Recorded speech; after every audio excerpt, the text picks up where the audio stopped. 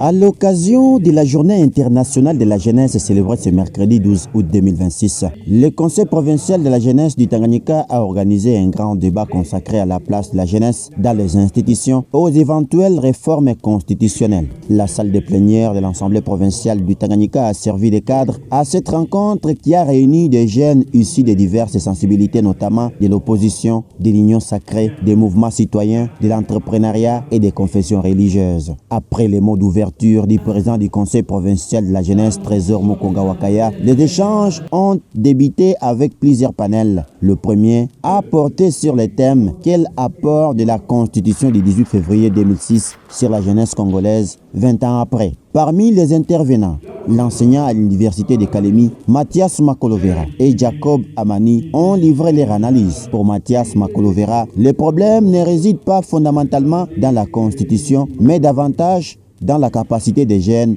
à s'approprier les opportunités qu'elle leur offre. Son intervention s'est achevée par 3 mots forts destinés à éveiller la conscience de la jeunesse.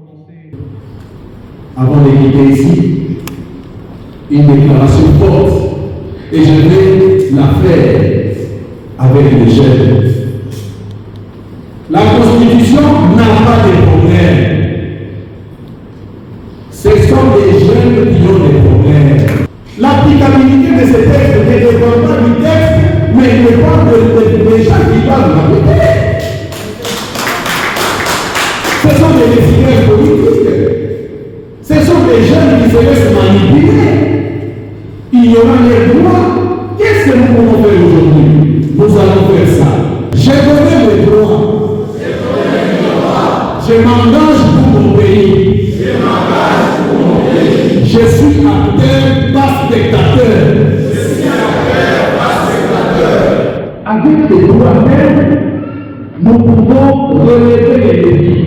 Les interventions des différents panels ont été suivies d'un échange direct avec les participants. Venus nombreux, les jeunes ont posé plusieurs questions sur leur représentation dans les institutions, l'article 42 de la Constitution, ainsi que sur les réformes envisagées et leur impact sur l'avenir de la jeunesse congolaise. Au terme de ces grands débats, plusieurs intervenants ont livré leurs impressions sur l'activité, notamment Maître Bernard Ngoyi du parti Ensemble pour la République, Jacob Amani et Mathias Makolovera, saluant l'importance de ces cadres d'échange entre jeunes de différentes tendances. Nous avons au Tanganyika organisé ce grand débat de la jeunesse sur les réformes constitutionnelles.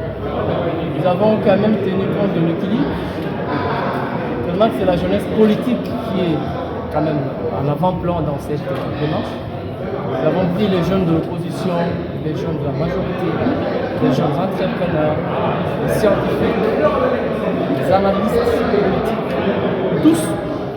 Ils ont édifié la salle en éclairant, non pour donner la position de oui ou non, mais en éclairant sur la pertinence de la démarche. Si réellement on entreprend la voie de réforme, qu'est-ce qui ne va pas dans l'actuelle constitution? Ils ont éclairé l'Assemblée. Nous avons émis notre point de vue qui du reste est partagé par l'ensemble de l'opposition congolaise. C'est au fait il n'y a pas d'opportunité à ce jour de procéder à une réforme constitutionnelle pendant qu'une partie de notre territoire est occupée. C'est à ce titre-là que nous pensons qu'il n'y a pas d'opportunité et que nous disons non, je refuse à la réforme constitutionnelle parce que ce n'est pas ni prioritaire, ni ce n'est pas légal parce que la Constitution, son article 119, interdit toute révision, toute initiative de réforme constitutionnelle pendant la guerre. Mais également qu'aujourd'hui, l'on ne peut pas prétendre réviser la Constitution en amenant les jeunes à réfléchir sur ce qu'ils ont, parce qu'ils ont déjà beaucoup, les jeunes. Ce n'est pas un cadeau, ce n'est pas une faveur, mais les jeunes doivent se battre. Se battre pour leur survie, se battre autour de la gestion. Ce n'est pas que le gouvernement doit décider aujourd'hui que je vous donne 10% de ces quotas-là. Et même si on donnait les quotas aux jeunes, ça sera partagé entre les enfants des dignitaires d'État. Alors nous devons être conscients que ce n'est pas un cadeau. Nous, jeunes, devons nous prendre en charge. Déjà, la Constitution actuelle garantit aux jeunes. C'est comme ça qu'il y a les dispositions telles que l'article 42 qui sont complétées par les articles 72, 102 et 106 de la Constitution. D'abord, nulle part, je n'ai dit que la modification ou la réforme constitutionnelle était un péché. Nulle part.